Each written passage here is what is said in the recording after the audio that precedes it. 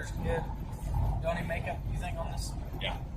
Oh crap, I'm recording. What's up, guys? It's Drew coming at you with another video. Today, guys, in this video, we are doing siding repair. So stay tuned, like, subscribe, hit that notification bell. Alright guys, so what we got going on here is where somebody had taken and stuck a board there for railing on a deck. And as you can see, where they nailed into the house, it rotted. Because guys, you're not supposed to do that. That doesn't make no sense. Why would you do that? Anyway, so we're going to fix it. Alright guys, once you got your trim off, you're going to want to take that piece of siding off. We got that panel off already, as you can see. Now it's time to stick it back on. We got to cut it, put it in its place, and I'll show you what to do next.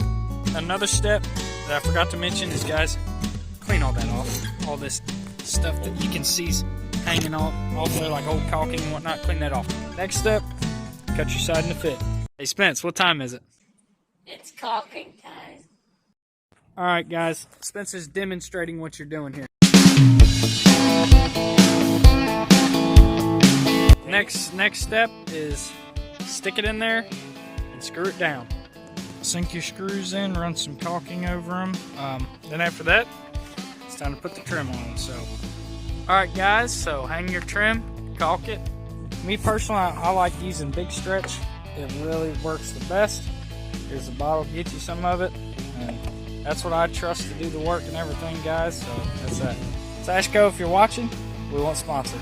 Alright guys, after you are done getting the trim on, caulked and everything, it's time to paint. And that's what we're doing right now, as you can see. There it is, guys, the finished product. It looks really good. I'm happy with it, so is the customer, so we are good to go. And that's how you do it, guys. Thanks for watching. Like, subscribe, hit that notification bell. Bye.